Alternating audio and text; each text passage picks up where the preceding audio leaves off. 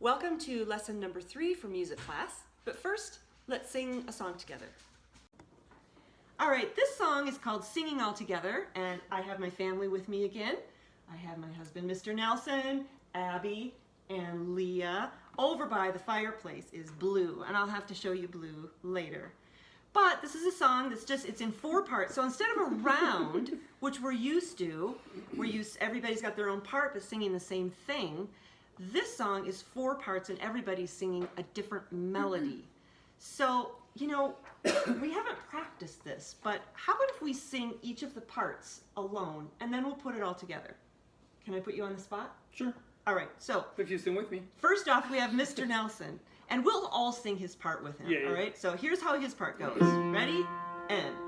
Bum, ba-dum, bum, ba-dum, bum, ba-dum, bum, bum, bum, bum, bum, ba-dum, bum, ba-dum, bum, ba-dum, bum, bum, bum. All right? Then the next part is this. Abby will be helping us sing it. Ready? And singing all together, singing just for joy, singing all together, every girl and boy. All right, there it is. The next part will be my daughter Leah. Here we go. 1, 2, everybody sing. Everybody singing a song, everybody singing a song, everybody singing a song, everybody singing along. That's that part. And then it's my part at the very end. Everybody can sing with me though. I don't know if I know it. Ready? And sing a song and sing it all day long. Sing a song and sing it all day long. Great. So hopefully when you're at home, you can gather your family around and you can sing a song all together. It doesn't have to be this one, but hopefully there's some music in your life during this online time. So let's sing it all together. We ready? Intro.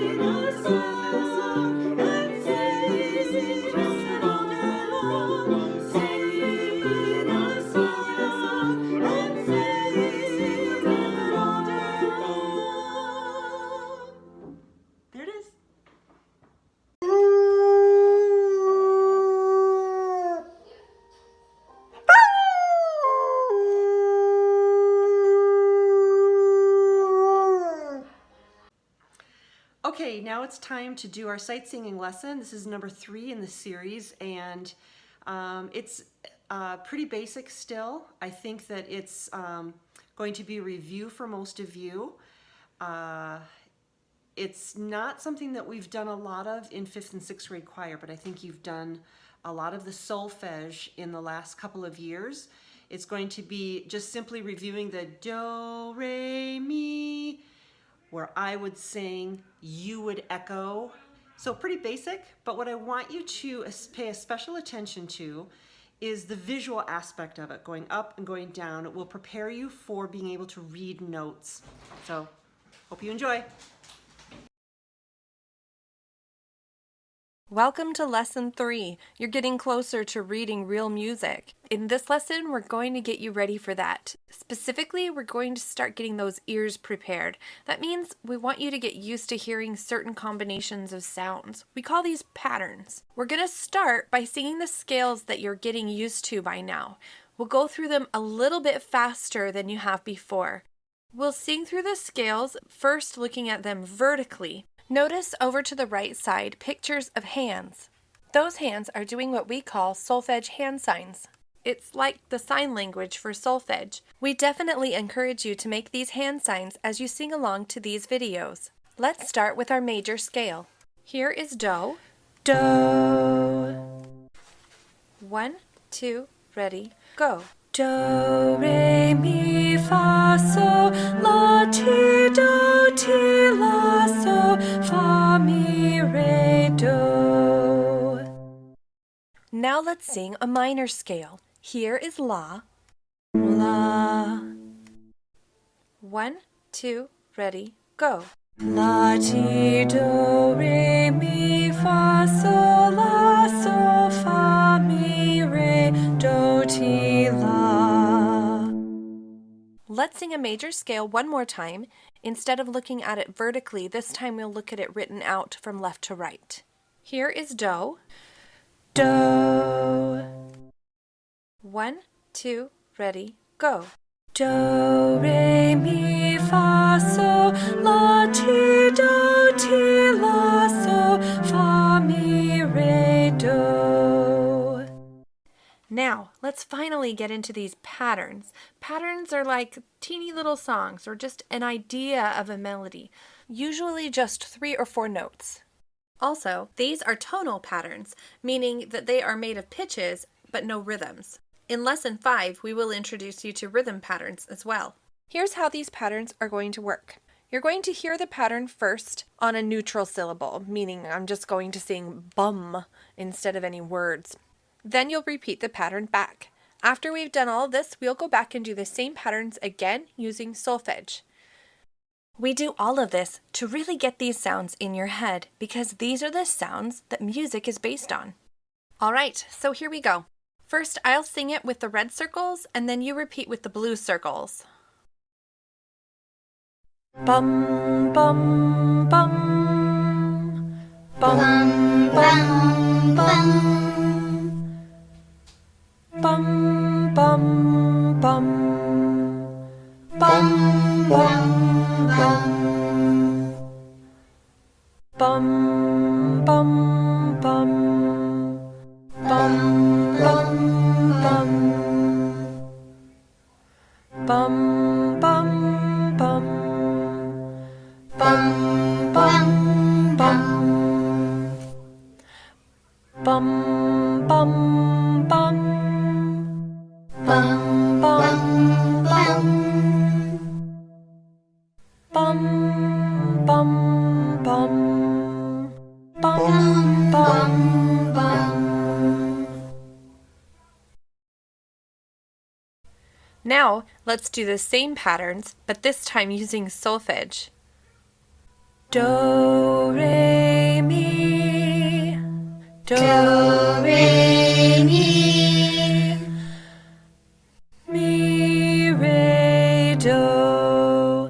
Mi, re, do. Do, re, do. Do, re, do. Do, mi, do. Do, mi, do.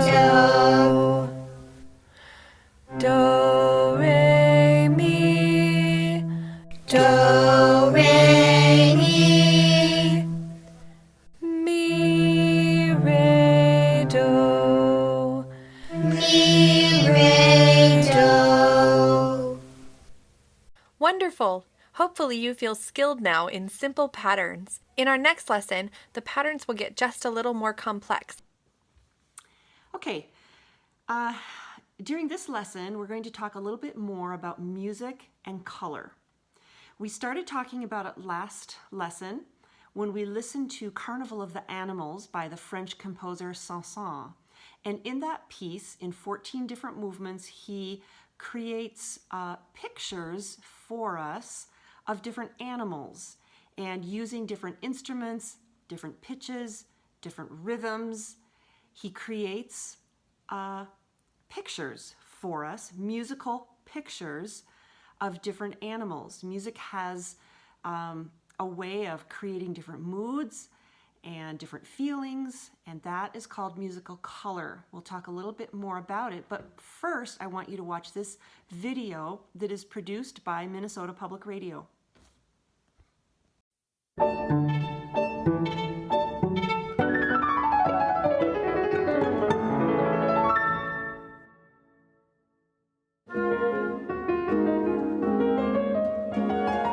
When you draw, how do you think about color?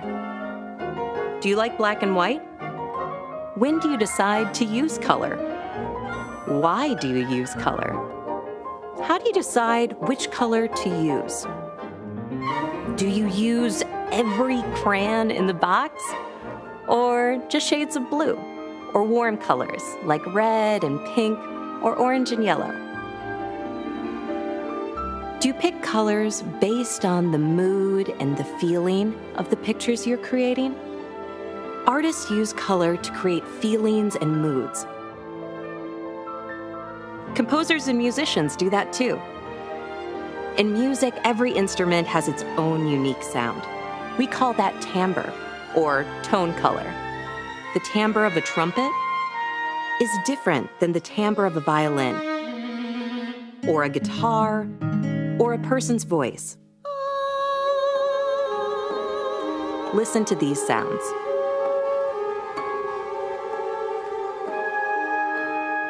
Do you hear different timbres or tone colors? What do these sounds make you think of? Maybe you hear raindrops, or a clock ticking, or the tiptoe footsteps of a creepy ghost. Now I notice new timbres or tone colors coming in. I imagine new things: a rainforest, a waterfall, or a sunrise. Maybe it doesn't create an actual picture in your imagination, more just a feeling or a mood.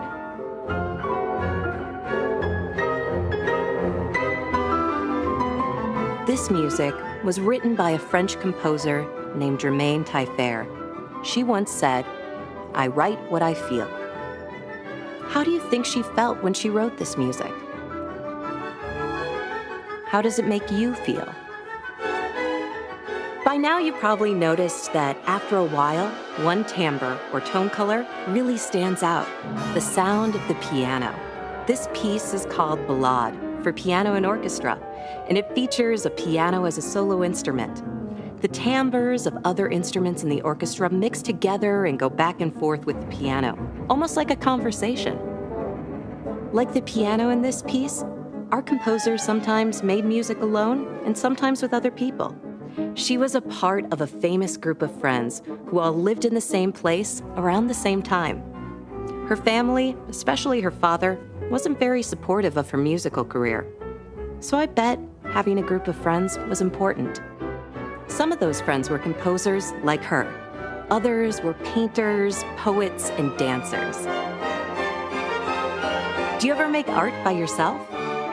Do you sometimes do it with friends? Do you sometimes sing alone and sometimes with other people? Being creative is a wonderful way to express yourself and your feelings. And it's also a great way to share an experience with people in your community. Toward the end of this piece, Germaine Taillefer used a lot of different tone colors to create an explosion of sound. Then many of these colors fade away until we hear just a few colors mixing together. Do these sounds make you think of a certain picture, or a feeling, or a mood? If you created music, either by yourself or with your friends, what colors would you use? What story would you tell?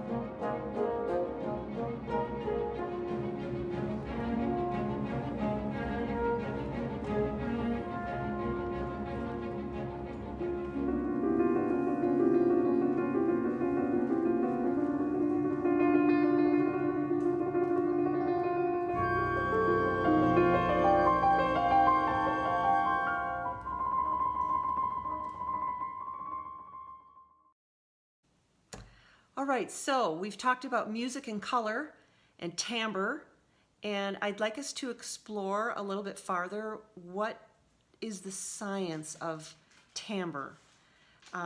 Two factors influence the timbre of an instrument. So as we talk about music and timbre, there are two things that will make a difference. Number one, the source of the vibration, and number two, the shape of the instrument.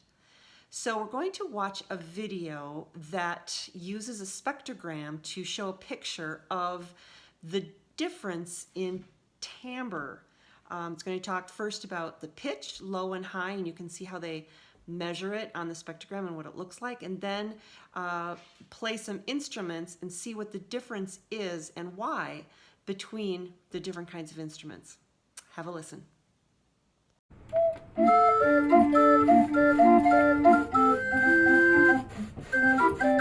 Hi, my name's Evan and I work at the National Music Centre in Calgary, Alberta, Canada. I'm here today to talk to you about spectrograms.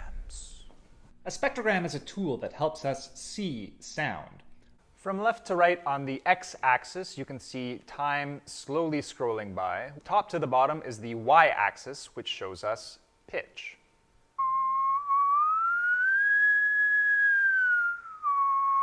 So the lower the pitch, the lower it shows up on our graph. The higher the pitch, the higher it shows up on our graph. This is a lot like musical notation. Volume is shown by the color.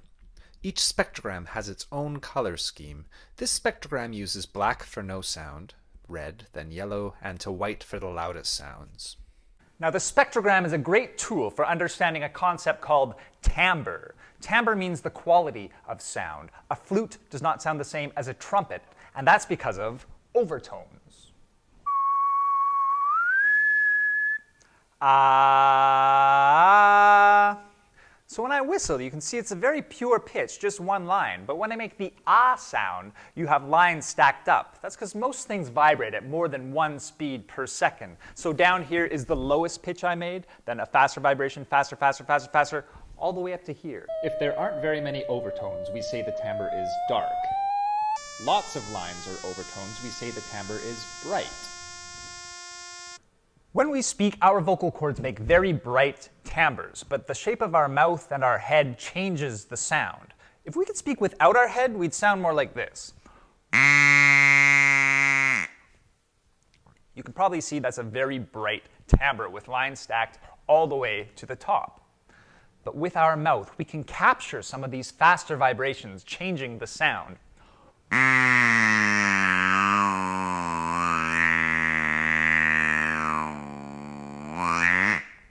So not only can you hear the change in timbre, but you can really see the areas that are darkening when I was closing my hand around the duck call.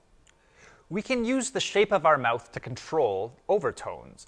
Let's try the different vowel sounds. We'll go A, O. So you can clearly see A has this many overtones, E has some missing in here, whereas I really emphasizes those middle overtones, and O and U we're cutting out a lot of the upper sounds. So now that you know what the spectrogram does, why don't you use it to find some bright sounds and some dark sounds? Happy exploring!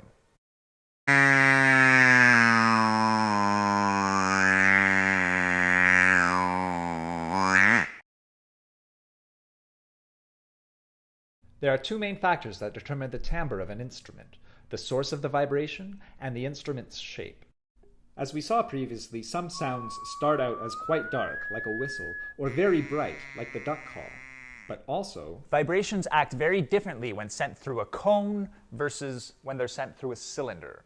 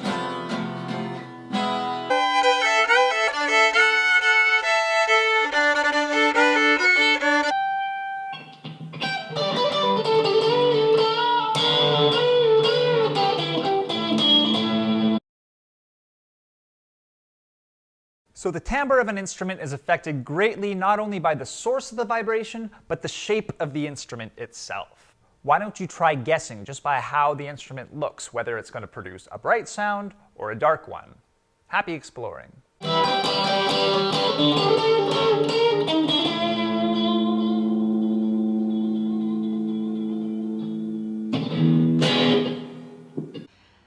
Well, I hope you enjoyed that video about spectrograms. I thought it was really interesting to see the different sound waves displayed like that. And before I let you go for this week, I thought I would leave you with a song that is very familiar to all of you, Row, Row Your Boat, but it's a jazzy version that we can possibly sing in around when we all get back together again.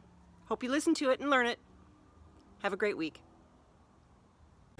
Doot doot doot doo ah, doot doot doot doo ah, doot doot doot doo ah, doot doot doot doo ah, doot doot doot doo ah, doot doot doot doo ah, doot doot doot doo ah, doot doot doot doo ah, doot doot doot doo ah, doot doot doot doo ah, yeah.